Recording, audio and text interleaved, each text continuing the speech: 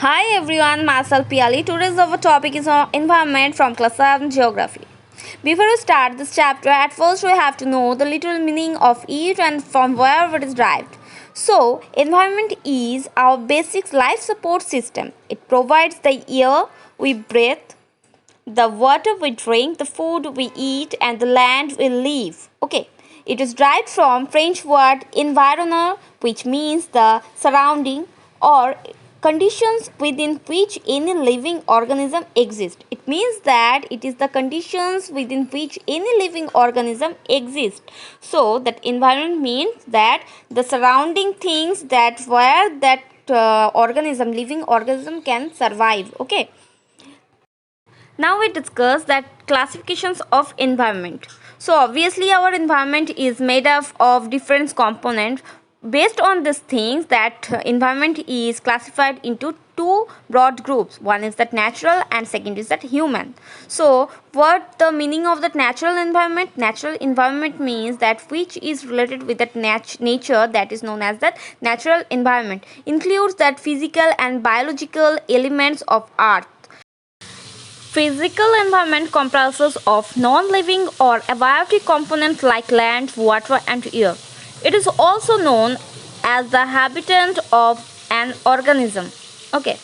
Biological environment comprises of biotic components like human beings, plants, animals and even that microbial organism. So, natural environment is also divided into two parts. One is the physical environment and second is the biological environment. Physical environment is also known as the abiotic component and biological environment is also known as the biotic component. So, what do you mean by that biotic component? Abiotic component is that like that who have which things have no lives. It means non-living things. Okay, like that land, water, air. It is known as that physical environment or that abiotic component. And second is that biotic component. It means that which have lives. It means that living things, living organism. It like that human beings, plants, animal, etc. This is known as that biotic component or that biological environment. Okay. Now we are going to discuss about the second main divisions of that environment is that human environment. Human environment is formed by the human beings, their creations, their activities and the social, economic, political and other conditions in which they live. It means that which environment is made by that human or which is depend on that human beings, that is known as that human environment. It include human beings, human-made objects like road, building, human occupations such as farming, industry, and human industry institutions like families, community, educations. That is also known as that human environment. Okay.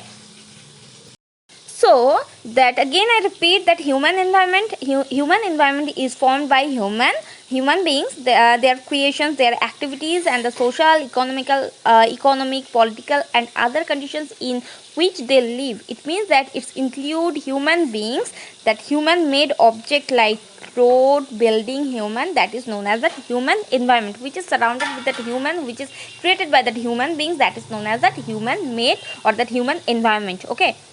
Now we are going to discuss that four domains of natural environment. So the four domains of natural environments are lithosphere, hydrosphere, atmosphere, biosphere. What do you mean by that lithosphere? The solid portions of that earth, that is known as lithosphere. Okay.